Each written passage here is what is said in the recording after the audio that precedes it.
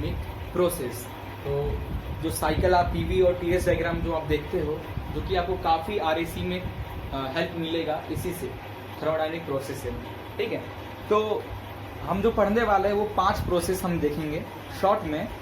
First होगा हमारा adiabatic process, second होगा isothermal process, isobaric process, isentropic process और पॉलीट्रोपिक प्रोसेस। ओके, तो ये 5 प्रोसेस हम थर्मोडायनेमिक प्रोसेस देखने वाले हैं। आइसोथर्मल में temperature constant, isobaric bar pressure का यूनिट तो pressure constant, tropic volume constant, adiabatic no changing constant, ठीक है। पॉलीट्रोपिक वो सब हम 1 बाय 1 डिस्कस करते हैं। ओके, नाउ अब पहला हमारा आइसोबैरिक प्रोसेस। क्या होता है आइसोबैरिक प्रोसेस में? कांस्टेंट प्रेशर प्रोसेस भी बोलते हैं। इसमें क्या होता है, प्रेशर कांस्टेंट होता है, ठीक है। तो ये हमारा पीवी डायग्राम है, पी एक्सिस, वी एक्सिस। अब कांस्टेंट प्रेशर की जब हम बात कर रहे हैं, इट मीन्स प्रेशर कांस्टेंट। एक ऐसी लाइन, आपको जब भी ऐसी लाइन कोई दिखेगी प्रेशर के परपेंडिकुलर, एक्सिस के परपेंडिकुलर, तो ये आपका होगा प्रेशर कांस्टेंट वाला सिस्टम। नंबर 1, ये नंबर 1, 2। नाउ अब हम इस का एक रिलेशन से एक फॉर्मूला हम डेवलप करेंगे। नाउ वर्क का formula del W work is equal to क्या होता है हमारा, पी डी वी। हमें पता है ये work done is equal to P D V. For small quantity के लिए हम देख रहे हैं। Therefore from process point 1 to point 2 work done क्या हो जाएगा, यहाँ पे क्या वर्क हो रहा है, work done is equal to integration of 1 से 2 तक P D V. Okay, P D V for work done कहाँ से, 1 से 2 तक का, 1 से 2 तक का। Therefore work done is equal to, ये प्रेशर पी बाहर आ जाएगा और डी वी बचेगा, तो इसका इंटीग्रेट करोगे तो आ जाएगा that is called V2 minus V1 work done. तो work done for this isobaric process के, इसका वर्क डन क्या हो जाएगा, work done is equal to P V2 minus V1। Okay, work done. अब फॉर परफेक्ट और आइडियल गैस इक्वेशन के through अगर आप देखोगे तो उसका कैसे होता है, देखो in PVT relationship, if you want to know the relationship between pressure, volume and temperature of isobaric process के लिए, in that case P1 V1 upon P1 is equal to P2 V2 upon T2। Clear? ये relationship होता है हमारा isobaric process के लिए with temperature और with इससे, तो ये ध्यान में रखिएगा। नाउ P1 P2 ये हमारा गैस इक्वेशन है। ओके, देयरफॉर क्योंकि ये कहां से आया, ये कैसे बना, ये ध्यान देना। क्या होता है हमारा PV is equal to nRT। Okay, PV is equal to nRT, n constant and number of moles, R हमारा कांस्टेंट T। तो PV is equal to nRT, तो PV इज T को इधर ट्रांसफर करें तो PV upon T is equal to NR। For both cases from point 1 और point 2 N और R is same, क्योंकि सेम गैस है। देयरफॉर PV अपॉन T, और 2 गैस है तो P1 V1 upon T1 is equal to, from point 1 के लिए, from point 2 के लिए P1 P2 V2 upon T2। Okay, therefore अब in isobaric process pressure will be constant. Pressure constant है, this means P1 is equal to P2 which is equal to P। ये P1 और ये P2 cancel हो जाएगा, ये pressure constant है। इसका जो रिलेशन निकलेगा वो निकलेगा V1 upon P1 is equal to V2 upon T2। Clear? और इसको हम ऐसे लिख सकते हैं कि V1 upon V2 is equal to P1 upon P2। Constant pressure वाले टर्म में रिलेशनशिप देखें वॉल्यूम और टेम्परेचर का, ऐसा बनेगा। तो ये हमारा किससे बन रहा था, याद कीजिए, किस लॉ में। ओके, तो ये जो बन के आ गया ये चार्ल्स लॉ के अकॉर्डिंग आया, ठीक है। चार्ल्स लॉ में ऐसे ही था ना, तो ये चार्ल्स लॉ में क्या होता है, वॉल्यूम डायरेक्टली प्रोपोर्शनल टेम्परेचर, इसलिए V1 P1 के इक्वल है। तो in isobaric process the work done of the system will be PV2 minus V1। Okay, or the relationship between PV and T, which gives the relation V1 upon VT is equal to T1 upon T2।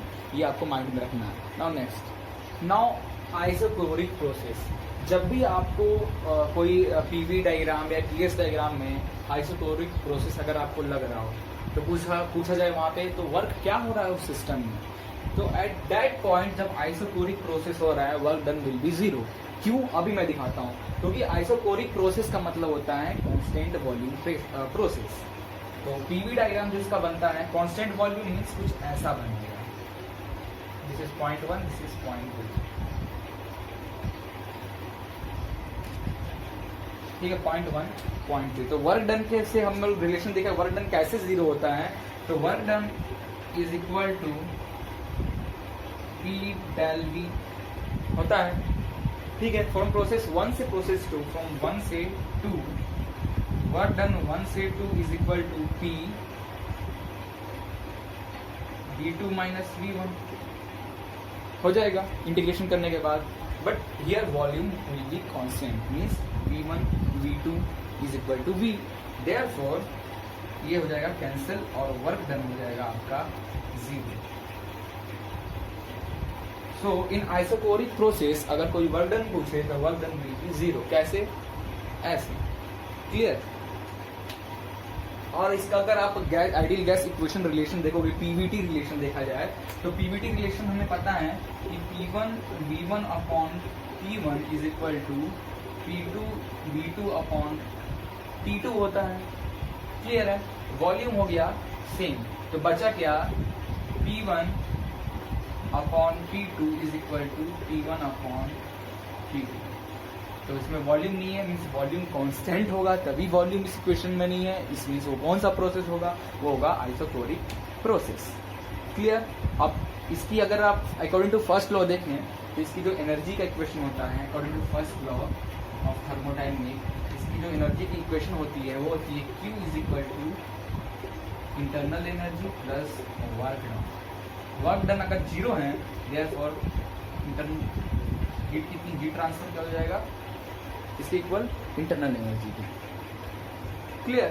That means और internal energy del U is equal to क्या हो जाएगा, because heat transfer का formula क्या होता है, Q is equal to mCv del T, therefore internal energy का भी formula for in this case mCv del T हो जाएगा। Okay, where del T is equal to, अगर आप पीटी डायग्राम टीएस डायग्राम देखें तो वहां पे आपको दिख जाएगा, तो T2 अपॉन T1, क्लियर। ये था हमारा आइसोक्लोरिक प्रोसेस।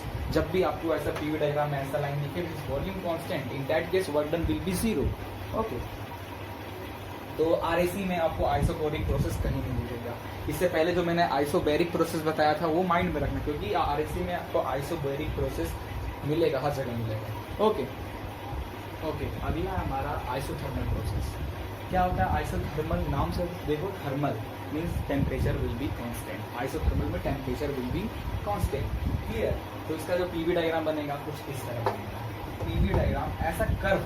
अब आप जब auto cycle, diesel cycle, RAC में भी जब कार्नोट साइकिल देखोगे, रिवर्स कार्नोट साइकिल देखोगे, तो उसमें आपको ऐसा कुछ फिगर ही दिखेगा, ठीक है, ऐसा फिगर दिखेगा आपको, जैसे कि ये हो गया डीजल साइकिल की तरह ऐसा हो सब दिखेगा फिगर, या तो आपको ऑटो साइकिल की तरह ऐसा दिखेगा।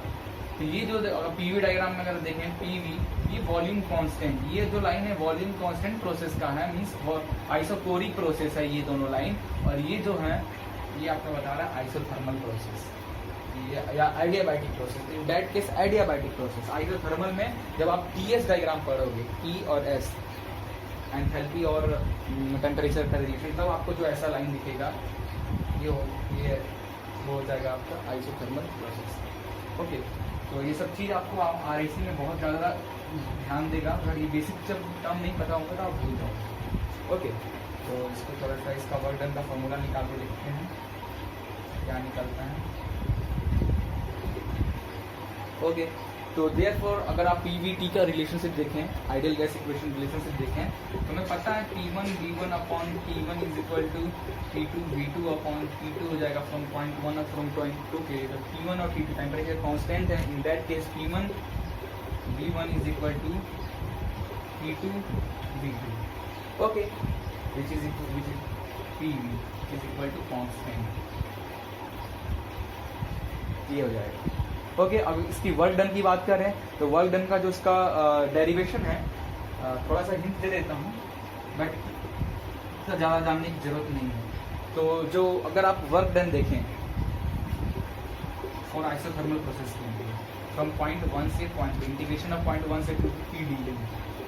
ओके, तो इसको और देर 1 से 2 तक P pressure PV is equal to C। अभी हमने बताया था प्रेशर कांस्टेंट, तो PV कांस्टेंट हो जाएगा, तो PV कांस्टेंट है, P को क्या लिख सकते हैं, C अपॉन V लिख सकते हैं। P को आप C अपॉन V लिख लो, it is del V। Okay, लिख सकते हैं। C को आप बाहर ले लो, तो C बाहर ले लो, इंटीग्रेशन ऑफ 1 से 2 dV upon V। Okay, dV upon V। इसको फर्दर सॉल्व करोगे तो आपका आ जाता है, फर्दर सॉल्व करोगे तो ये आपके लॉग के टर्म में आ जाएगा। मीन्स बोले तो वर्क डन फ्रॉम पॉइंट 1 से 2 तक log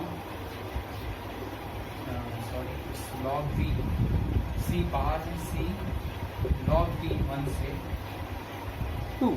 Therefore work done from point 1 से 2 C log 2 log V2 minus log V2। Clear? तो इसको आप और अच्छे से कैसे लिख सकते हो, मीन्स जो फाइनल जो वर्क डन आता है इन केस ऑफ आइसोथर्मल प्रोसेस, जो वर्क डन आपका आएगा इन case of isothermal process is बोले तो C क्रॉस डेरिवेशन और कर लेते हैं, इसको लिख सकते हैं log V2 upon V1। Okay, अब हमें पता है PV इज इक्वल टू होता है C, तो C की जगह PV लिख दो, तो work done is equal to PV log V2 upon V। In case of isothermal process, the work done will be this। ठीक है, तो ये सब चीज आपको माइंड में ध्यान एकदम अच्छे से रखना है। इसलिए मैं हो सकता है ये लेक्चर बड़ा बन रहा तो आप बोर रहोगे, बट एक एक चीज मैं ढूंढ कर RAC में आपको जो जो टर्म काम आएगा वो हर एक चीज में थर्मोडायनेमिक्स से ढूंढ कर आपको ये बता रहा हूँ, एक एक टर्म, ताकि आपको RAC जब मैं पढ़ा हूँ तो कोई भी छोटी मोटी बेसिक नॉलेज आपको दिक्कत ना आए। तो प्लीज ये लेक्चर लास्ट तक आप देखना। ओके, नाउ अब एक एडियाबैटिक प्रोसेस आपको ऑटो साइकिल डीजल साइकिल में याद आया होगा, RAC में भी आएगा एडियाबैटिक प्रोसेस। अब हम वो देखते हैं, और भी है प्रोसेस बट उतना ही काम का है हमारे। ठीक है, नाउ अब हम देखने जा रहे हैं आइसेंट्रोपिक प्रोसेस, जिसे हम लोग बोलते हैं एडियाबैटिक प्रोसेस भी। ठीक है, ये काफी इंपॉर्टेंट टॉपिक है, तो इसके जो फॉर्मूला आएंगे उसको थोड़ा ध्यान देना। थ्योरी तो आप कैसे भी समझ जाओगे, फॉर्मूला जरूरी है। इसका PV डायग्राम देखिए, ये प्रोसेस जो होता है कुछ ऐसा कर्व लाइन आपको देखने को मिलेगा, ये कर्व लाइन। ओके, ये पॉइंट 1, ये पॉइंट 2, प्रोसेस 1 से 2 ये जा रहा है, गैस में कुछ ऐसा मूवमेंट वर्क हो रहा है, इसके अकॉर्डिंग हमें देखना है। Okay, therefore we also know that in adiabatic process this curve, इस कर्व को जो हम लोग डिनोट करते हैं PV gamma is equal to C, इस कर्व। ओके, और यहाँ PV और P का जो रिलेशन होता है, PV और P का जो रिलेशन होगा वो कैसा होगा, कुछ इस तरीके का। ध्यान दें, ये चीज़ बहुत ध्यान दें। ठीक है, ये जो रिलेशन होता है ये होता है P1 upon T2 is equal to V2 upon V1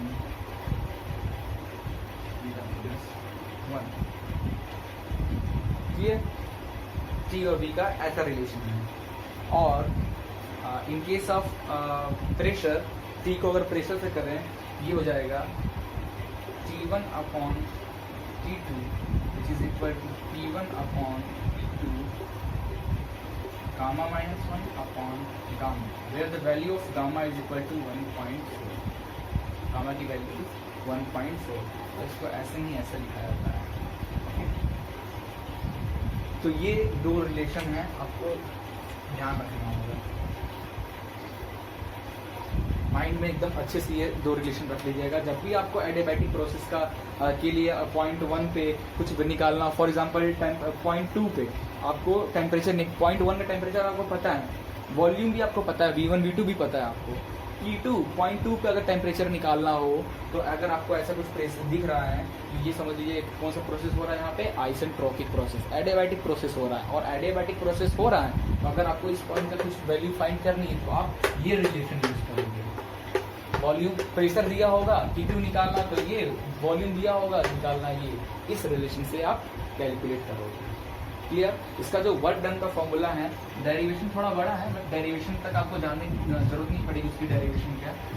direct इसका ऐसे निकालते हैं, थोड़ी सी स्टार्टिंग कर देते हैं ताकि आपको थोड़ा बहुत रिकॉल हो जाए। इसका वर्क डन जो है का फॉर्मूला होता है 1 से 2, सेम टू सेम PD जैसे बाकी। Therefore work done is equal to 1 से 2 तक क्या लिख सकते हैं, PdV C ऐसे ले R। यहाँ पे क्या होता है, PV power gamma is equal to C के इक्वल। देयरफॉर हम यहाँ पे लिख सकते हैं P की जगह पे C अपॉन V का gamma. Okay, therefore work done is equal to C बाहर ले लीजिए, 1 से प्रोसेस 2 V गामा को ऊपर कर लेते हैं, माइनस साइन आ जाएगा dV। अब इसको पूरे को सॉल्व आगे करते जाओगे तो वर्क डन जो निकलेगा और एडियाबैटिक प्रोसेस के लिए वो निकलेगा P1 V1 minus P2 V2 upon gamma minus 1,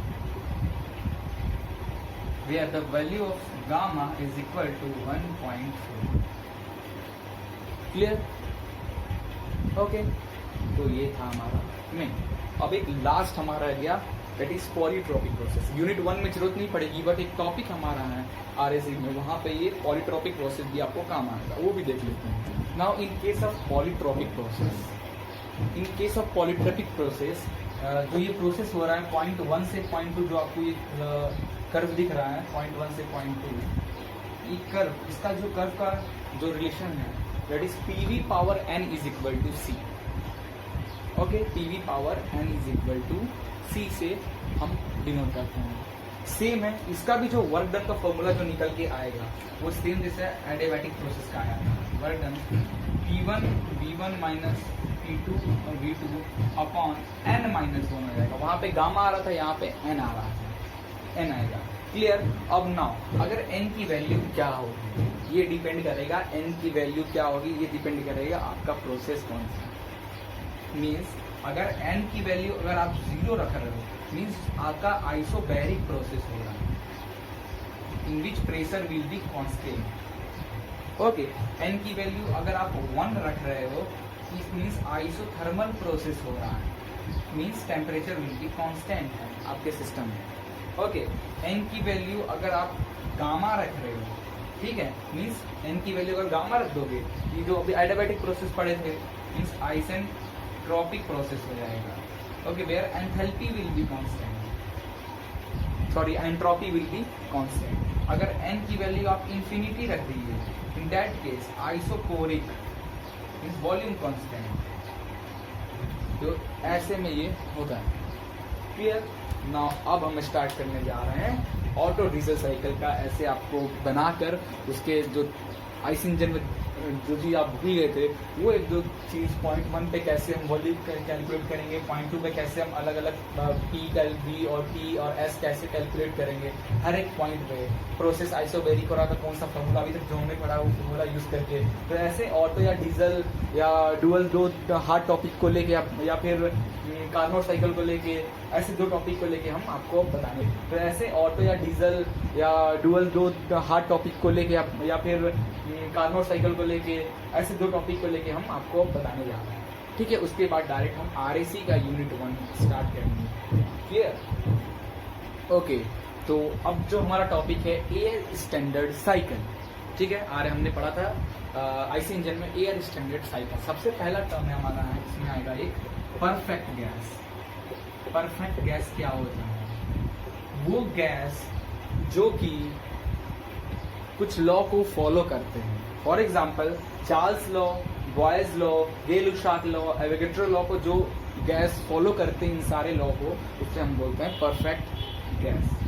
okay, और इसका फॉर्मूला होता है PV is equal to nRT। Pressure, volume, temperature, number of mole, या m लिखोगे तो mass in terms of mass, R is the value 8.314 any case on other. Clear? ये हो गया हमारा परफेक्ट गैस। अब हमारा आईसी इंजन में प्रोसेस कौन कौन से होते हैं? आईसी इंजन के प्रोसेस कौन कौन से प्रोसेस होते हैं आईसी इंजन में? पहला सक्शन, एयर को इंजन क्या करेगा, बाहर से एटमोसफियर से एयर को अंदर खींचेगा, पिस्टन नीचे की ओर जाएगा, एयर अंदर आएगा। ओके, दूसरा है कंप्रेशन। ओके, कंप्रेशन, इसमें क्या होगा, कंप्रेस करेगा, एयर जो अंदर आ गया वाल्व अब बंद हो जाएगा, एयर को फुल्ली प्रेशर, हाई प्रेशर तक कंप्रेस करेगा। तो करेगा, इन दैट केस आपका टेम्परेचर बढ़ेगा, क्योंकि वॉल्यूम कम हो रहा है, प्रेशर वॉल्यूम कम हो रहा है, प्रेशर ज्यादा होगा, टेम्परेचर भी ज्यादा होगा। इन केस ऑफ डीजल साइकिल, वो डीजल साइकिल में हम इसीलिए इग्निशन नहीं करते हैं, एयर को इतना ज्यादा कंप्रेस कर देते हैं कि जैसे आप उसमें डीजल को छिड़काव करते हो, डीजल को स्प्रे करते हो, वो अपने आप आग लग जाता है। ठीक है, यही होता है कंप्रेशन। अगला होता है एक्सपेंशन। अगला क्या होता है, एक्सपेंशन। अब जो ऊपर पिस्टन आपका, फॉर एग्जांपल ये इंजन है, ये वाल्व है, पहले एयर अंदर आया, पिस्टन आपका आ गया इस पॉइंट। ओके, ये एयर अंदर आ गया। अगला है, ये वाल्व हो गया बंद, ठीक है, दोनों वाल्व होंगे बंद, पिस्टन आ जाएगा यहाँ, ठीक है, यहाँ गैस क्या हो गया, कंप्रेस होगी। फिर एक्सपेंड होगा, फिर आपका पावर स्ट्रोक, इसको बोलते हैं एक्सपेंशन को पावर स्ट्रोक, ठीक है।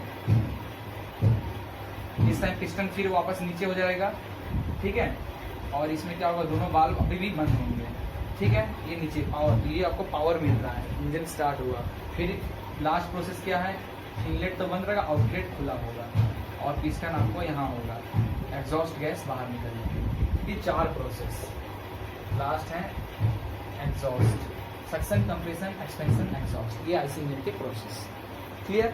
अब हम आईसी इंजन को क्या करते हैं, एयर स्टैंडर्ड साइकिल से, ऑटो साइकिल, डीजल साइकिल हो गया डीजल इंजन के लिए, ऑटो साइकिल हो गया हमारा स्पार्क इंजन पेट्रोल वाले इंजन के लिए, डुअल साइकिल ऑटो और इन दोनों का मिक्स, कार्नोट साइकिल जो कि 100% एफिशिएंसी देता है, बट हम जानते हैं कि 100% एफिशिएंसी देने वाला कोई भी डिवाइस है ही नहीं, तो उसको कार्नोट साइकिल से, इसीलिए सारे साइकिल को हम क्या करते हैं, कार्नोट साइकिल 100% एफिशिएंसी, उससे हमने मान लिया कि स्टैंडर्ड साइकिल, और उससे सारे साइकिल को हम कंपेयर करके एफिशिएंसी निकालते हैं और बताते हैं एज कम्पेयर टू स्टैंडर्ड कि हमारी एफिशिएंसी क्या है। ओके, तो कंपेयर करते हैं कार्नोट साइकिल से। तो मैं तो सोच रहा हूँ क्योंकि आरएसी में कार्नोट साइकिल का ज़्यादा जिक्र है, क्योंकि कार्नोट साइकिल को अगर आप रिवर्स कर दोगे तो आपका वो रेफ्रिजरेटर की तरह काम करने लगता है, ठीक है, कार्नोट साइकिल को रिवर्स कर दोगे तो वो रेफ्रिजरेटर की तरह काम करने लगता है, ठीक है। तो पहले कार्नोट साइकिल से समझने से पहले हम एक छोटा सा काम कर लेते हैं, ऑटो और डीजल साइकिल का थोड़ा थोड़ा देख लेते हैं, क्लियर। ओके, तो सबसे पहले हम 2 ही देखते हैं, ऑटो साइकिल देखेंगे और कार्नोट साइकिल देखेंगे, हमारा काम हो जाएगा आरएसी का, ठीक है। तो सबसे पहले हम ऑटो साइकिल देखते हैं, auto cycle, clear. Auto cycle देखते हैं, इसका पीवी और टीएस डायग्राम, टीएस पीवी और टीएस डायग्राम देखते हैं, क्लियर, ऑटो साइकिल का। तो ये जो बनता है कुछ इस तरह। इन ऑटो साइकिल क्या होता है, Otto cycle is used for spark ignition type के इंजन, मीन्स पेट्रोल इंजन के लिए काम करते हैं, in which volume will be constant, in pressure cycle volume will be constant, means at constant volume पे हीट एडिशन होता है। यहाँ पे क्या देखो, इंजन में हीट ऐड होता है, हीट स्पार्क जब देते हैं उस पॉइंट को हीट दे रहे हैं, जब एयर अंदर की ओर आया, पिस्टन ऊपर गया, एयर को कंप्रेस किया, तो जो अंदर की ओर एयर आता है, एयर के साथ एयर फ्यूल मिक्सचर आता है, पेट्रोल इंजन में एयर फ्यूल मिक्सचर आता है, फिर जब पिस्टन को कंप्रेस करता है और ऊपर जो स्पार्क प्लग उसको इग्नाइट करता है तो हीट देना, तो हीट एडिंग, और फिर जब एग्जॉस्ट गैस निकलता है बाहर, खराब जला हुआ गैस, उसको heat rejection, heat addition, spark जब हुआ, हीट रिजेक्शन जब आपका बाहर जा रहा है। ओके, ये जो प्रोसेस होता है एट कांस्टेंट वॉल्यूम, तो मीन्स एट कांस्टेंट वॉल्यूम पे हीट एडिशन, मीन्स ये कांस्टेंट वॉल्यूम पे heat addition, QA at constant volume constant है, इसके लिए लाइन बनाया, एट कांस्टेंट वॉल्यूम पे हीट एडिशन हो रहा है, ठीक है, और एट कांस्टेंट वॉल्यूम पे हीट रिजेक्ट भी होता है, QR। और ये जो प्रोसेस ऐसे जो होते हैं ये हमारा होता है edible. Okay, constant volume process है मीन्स आइसोकोरिक प्रोसेस, और ये हमारा एडियाबैटिक प्रोसेस। ठीक है, point number 1, point number 2, point number 3, point number 4 कैसे आप काम कर रहा, ध्यान दो। ये हमारा है प्रोसेस 1 से 2 रिवर्सिबल एडियाबैटिक प्रोसेस, प्रोसेस 1 से 2 एडियाबैटिक प्रोसेस इन विच क्या होता है कंप्रेशन, इसको हम लोग ऐसे ही लिखते हैं एडियाबैटिक कंप्रेस, क्योंकि एयर क्या हो रहा है कंप्रेस हो रहा है, एयर फ्यूल मिक्सचर इंजन में कंप्रेस हो रहा है। ठीक, कंप्रेस हो गया एट पॉइंट 2 पे, फिर स्पार्क से इग्नाइट किए तो मीन्स हीट को ऐड किए, 2 से 3 तक हीट को ऐड किए, हीट ऐड हुआ तो काम पूरा जितना उसके अंदर फ्यूल है वो सब बर्न हुआ, तो वो पिस्टन पे फोर्स पड़ेगा, पिस्टन नीचे की ओर जाएगा, पिस्टन क्या हो रहा है एक्सपेंड हो रहा है, तो adiabatic expansion. Okay, and then फिर पिस्टन अप आ रहा है, जितना जला हुआ पार्टिकल्स है वो बाहर है, गैस बाहर निकल रहा है, मीन्स हीट रिजेक्ट हो रहा है पॉइंट सोर्स से। ये दोनों हो गया एडियाबैटिक कंप्रेशन, एडियाबैटिक एक्सपेंशन। ये क्या हो गया हमारा process is constant volume heat addition and constant volume heat rejection. Volume है मींस आइसोकोरिक प्रोसेस हो रहा है। ठीक है, दो हमारे आइसोकोरिक प्रोसेस हैं, दो एडियाबैटिक प्रोसेस हैं इन ऑटो साइकिल। ओके, और इसका टीएस डायग्राम कैसे बनता है, इसका जो टीएस डायग्राम बनता है कुछ इस तरीके से, इसमें एंट्रोपी भी कांस्टेंट है, 0.1 2 3 4 where this line will be 0.2 से 3 कांस्टेंट वॉल्यूम। ये यहाँ पे इस लाइन पे वॉल्यूम क्या है कांस्टेंट, वॉल्यूम क्या है कांस्टेंट। ओके, तो वर्क कहाँ हो रहा है 0.1 से 2 पिस्टन ऊपर आ रहा है, यहाँ पे वर्क हो रहा है, मीन्स यहाँ पे तो पहले पिस्टन को पावर दे रहे हैं तो वर्क हो रहा है, तो वर्क एडिशन और फिर एक्सपेंशन के टाइम जब ये जल रहा तो वर्क इंजन को मिल रहा है, तो वर्क एडिशन और वर्क बोले तो क्या हो रहा है वर्क रिजेक्शन, और बोले तो इसको लिखते हैं वर्क आउटपुट। ये हमें आउटपुट मिल रहा है, वर्क आउटपुट, वर्क ऐड कर रहे हैं यहाँ, वर्क आउटपुट हमें मिल रहा है। ओके, तो ये टीएस डायग्राम, ये पीवी डायग्राम ऑटो साइकिल का। क्लियर, तो प्रोसेस 1 से 2 क्या हो रहा है एडियाबैटिक कंप्रेशन, 2 से 3 isochoric process because at constant volume it will be added, और एडियाबैटिक एक्सपेंशन।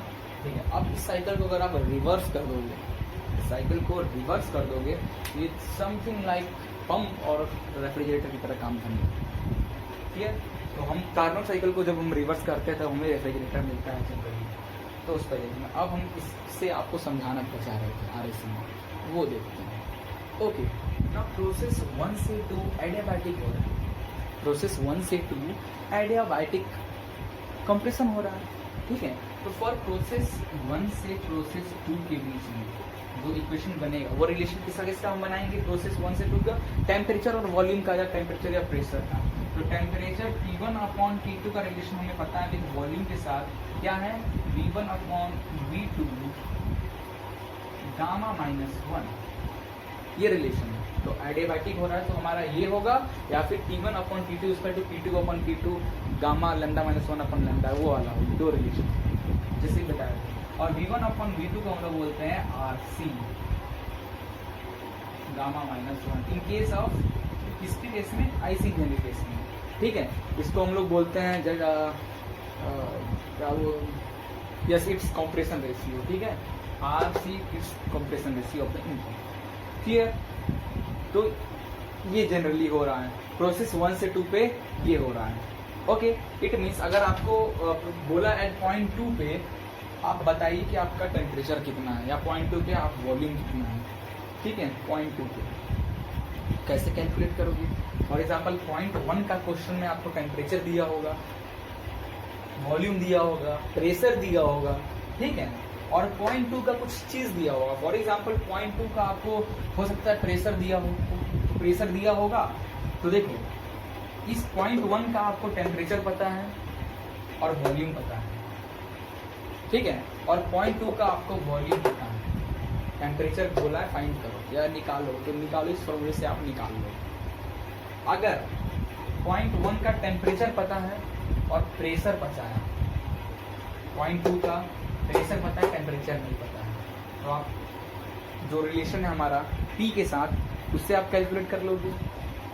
क्या वो रिलेशन एक बार लिख दूं, that is T1 upon T2 is equal to I think P1 upon P2 gamma minus 1 upon gamma. एक ये रिलेशन है, एक ये रिलेशन है। तो जब भी आपको पॉइंट 1 से 2 पे या पॉइंट 3 से 4 पे आपको काम करना होगा तो आप ये दोनों इक्वेशन का यूज़ करोगे। जब भी एडियाबैटिक प्रोसेस में रिलेशन पूछा PVT का तो ये दोनों यूज़ करोगे, where gamma is equal to 1.4। Clear. अब नाउ अब सेम टू सेम प्रोसेस 2 से 3 के लिए देखते हैं। अब प्रोसेस 2 से 3 के लिए देखते हैं। फॉर एग्जाम्पल प्रोसेस 2 का आपने निकाल लिया अभी इस फॉर्मूले से, ठीक है, प्रोसेस 2 का सारे वैल्यू निकाल लिए, अब 3 का निकालना है। तो प्रोसेस 2 से 3 पे क्या हो रहा है, कांस्टेंट वॉल्यूम है और हीट ऐड हो रहा है, हीट एडिशन, तो हीट एडिशन निकालते हैं। तो QA प्रोसेस 2 से 3 हीट क्या हो रहा है, ऐड हो रहा है, तो QA is equal to mCV T3 minus T2। Okay, T3 minus T2। Okay, और इसकी जो वैल्यू आएगी किलो जूल पर केजी में, किलो जूल पर केजी में। ये आपका हीट एडिशन। तो आप अगर T3 निकालना चाहते हो तो आपके पास कितना हीट ऐड हो रहा है ये भी पता होगा आपको, और नहीं पता होगा तो T3 की वैल्यू कैलकुलेट करोगे। ठीक है, वैल्यू कैलकुलेट करने के बाद हीट एडिशन निकल जाएगा। इस फॉर्मूले से आप निकाल सकते हो। सेम टू सेम 3 से 4 पे क्या हो रहा है, पॉइंट 3 से 4 पे क्या हो रहा है आपका। अच्छा, अब वर्क डन कितना हो रहा है, ये कैसे कैलकुलेट करें। तो वर्क डन कैलकुलेट करने का बड़ा इजी फॉर्मूला है। देखो ये हीट एडिशन 2 से 3, 4 से 1 हीट रिजेक्शन। तो हीट रिजेक्शन पे क्या हो जाएगा, हीट रिजेक्शन पे हो जाएगा mCV, हीट रिजेक्ट हो रहा है, मीन्स टेम्परेचर यहाँ ज़्यादा होगा यहाँ कम होगा, तो ये T4 माइनस T1 होगा, ना कि T1 माइनस T4 होगा। ओके, ये प्रोसेस ऐसे मूव होगा। तो हीट रिजेक्शन, तो वर्क डन क्या हो जाएगा इस साइकिल का, work done is equal to heat rejection minus heat addition, no sorry, heat addition minus heat rejection, इस साइकिल का वर्क डन। अगर इस साइकिल की एफिशिएंसी निकालना हो ऑटो साइकिल की, तो एफिशिएंसी क्या होता है ऑटो साइकिल का, that is work done upon heat supplied, means heat addition. तो work done means this QA minus QR upon heat addition QA। ये हो गया इस साइकिल की एफिशिएंसी। ओके, अगर आप QA ये होता है, QR ये होता है, तो इन टर्म्स ऑफ P के टर्म में जब आप इसे चेंज करोगे तो आपको जो वैल्यू आएगी, ठीक, QA की जगह ये mCV T3 माइनस T2 और ये वैल्यू पुट कर दो, तो आपका जो निकल के आएगा कुछ ऐसा निकलेगा, 1 minus T4 minus T1 upon T3 minus T2, efficiency of the Otto cycle, ऐसे निकलेगा। क्लियर। एक ये तरीका है ना। अब इसको थोड़ा और एक्सपेंड करें तो T3 माइनस T2, 3 और 2 ये प्रोसेस, तो 3 और 2 तो 1 और 2, ठीक है। T3 माइनस T2 को अगर T4 माइनस T1 में कन्वर्ट करना हो तो हीट इस टाइम एडियाबैटिक कंपैरिजन में एक फॉर्मूला निकल के आया था, दैट इज बोले तो T2 is equal to T1 RC upon lambda minus 1 from point 1 से 2 की प्रोसेस में, और पॉइंट 3 से 4 के प्रोसेस में आया था हमारा, that is T3 T4 RC lambda minus 1। Okay, तो T3 और T2 की जगह पर अगर ये वैल्यू हम पुट करें तो हमारा जो निकल के आएगा एफिशिएंसी वो कुछ इस तरह निकल आएगा, efficiency is equal to 1 minus T4 minus T1 upon T4 minus T1 की ये वैल्यू पुट हो जाएगी और RC gamma minus 1। Therefore efficiency of the Otto cycle is 1 minus 1 upon RC gamma minus 1, where RC is equal to V1 upon V2।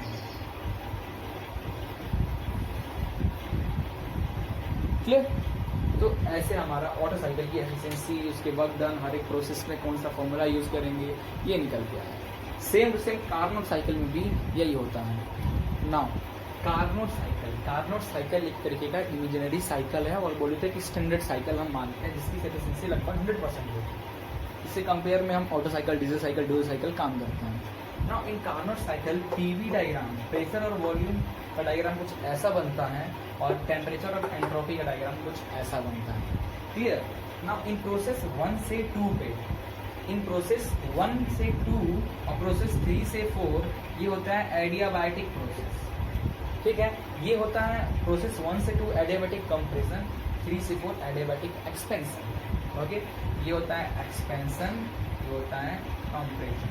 2 से 3 यहाँ पे isothermal process होता है, क्योंकि देखो टेम्परेचर कहाँ है, 2 से 3 पे temperature will be constant in TS. At temperature constant 2 से 3 पे हीट एडिशन होता है और 1 से 4 एट टेम्परेचर हीट रिजेक्ट होता है। ये हो गया T2 T1 मीन्स टेम्परेचर, जब टेम्परेचर हाई होता है तब हीट ऐड होता है और टेम्परेचर जब कम होता है तो हीट निकल जाता है। हीट एडिशन एट टेम्परेचर जब ज़्यादा होता है तब, और टेम्परेचर जब कम होता है हीट रिजेक्ट हो जाता है। क्लियर। और वर्क कहाँ हो रहा है, यहाँ पे वर्क मिल रहा है इसको, इंजन को, वो वर्क एडेड, यहाँ से वर्क आउट, वर्क मिल रहा है।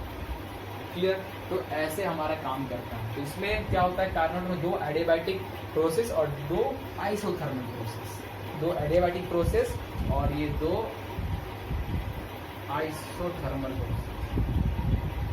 Clear.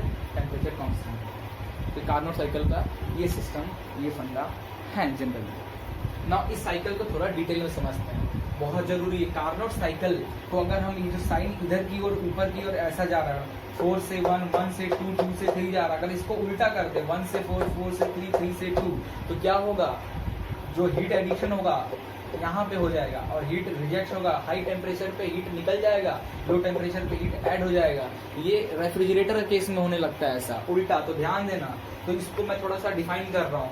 Eight during from point 1 से 2 एडियाबैटिक कंप्रेशन, ठीक है, in during compression cycle, during this cycle air is compress increase, air compress जो होगा इंक्रीज होगा it's pressure and temperature by reducing its volume. Pressure temperature increase means air is compress increasing its pressure and temperature. At that point pressure will B increases 1 से 2 pressure will be increases and temperature is also increases and the volume will be decreases. Okay, now point 2 से 3 after the compression process होने के बाद heat addition takes place and the process is reversible isothermal process. Okay, now after the heat addition process again adiabatic expansion of after the heat addition process completed, expansion of air taking place, expand होगा, air expand होने लगता है, taking place by producing work output, work दे रहा है, air expand हो रहा है और क्या प्रोड्यूस कर रहा है, वर्क प्रोड्यूस कर रहा है। And the process is reversible adiabatic expansion process. After this air, after getting the work output, जब वर्क मिल जाएगा फ्रॉम द इंजन से, द एयर शुड बी और the air should rejected, air क्या होगा, reject होगा। ठीक है, means heat will be rejected from the air. Process 4 to 1 isothermal process. Clear? Therefore efficiency of Carnot cycle will be, क्या हो जाएगा, Carnot cycle की efficiency हो जाएगी that is T1 minus T2 upon T1 और 1 minus T2 upon T1। ठीक है, work output कितना आ रहा है upon heat addition, work output upon heat addition, तो ये कार्नोट साइकिल। तो ये हो गया हमारा कार्नोट साइकिल। तो इसको अगर आप अपोजिट कर दोगे, मीन्स की साइन को जो ऊपर की ओर जा रहा है इसको नीचे की ओर कर दोगे, ये रेफ्रिजरेटर की तरह काम करने लगेगा। फिर हीट हमारा higher temperature T1, higher temperature पे हीट ऐड ना होके लोअर टेम्परेचर पे हीट ऐड होगा, हायर टेम्परेचर पे हीट निकलेगा, क्योंकि रेफ्रिजरेटर साइकिल ऐसे ही काम करता है। लोअर टेम्परेचर पे कब ठंडा होता है, जब हीट बॉडी को जब रखोगे तो बॉडी का हीट क्या करेगा, हीट ऐड करेगा, हीट कब रिजेक्ट कर देगा, जब टेम्परेचर फुल होगा हीट रिजेक्ट कर देगा एटमोस्फेरिक में। तो वो मैं आपको रेफ्रिजरेटर साइकिल RAC चालू करूंगा तब बताऊंगा। तो ये सब था पूरा रिकॉल ऑफ थर्मोडायनेमिक। क्लियर, ये सारे प्रोसेस हैं, काफ़ी बड़ा लेक्चर हो गया बट ये सब जानना आपको ज़रूरी है। हर एक टॉपिक हो सकता है आप बीच में बोर हो गए होंगे तो इस कुछ फॉर्मूला टर्म्स RAC में आप नहीं कर पाओगे, फिर आपको पुराना पेज पलटना पड़ेगा। मैं ढूंढ कर हर जगह से हर एक जो बेसिक नॉलेज आपको होना चाहिए RAC से पहले, तो सब आपको मैं यहाँ पे कवर कर रहा हूँ। क्लियर, फिर भी अगर कहीं कोई दिक्कत हो डिस्क्रिप्शन कमेंट्स में मुझे कमेंट करा, मेरी मेल ID है, उस पर आप मेल करना, मैं कोशिश करूँगा जल्द से जल्द आपको उसका सॉल्यूशन देने के लिए। और RAC का लेक्चर हो सकता है मैं कल या परसों से चालू कर लूँ, बिकॉज जैसे मैंने आपको बताया था मेरा एक स्टैंड टूट गया है, तो मैं आज जा रहा हूँ स्टैंड लेने, देखूँगा अच्छा मिल गया तो फिर मैं कल से ही चालू कर दूँगा, अदरवाइज परसों से। ओके, तो थैंक यू।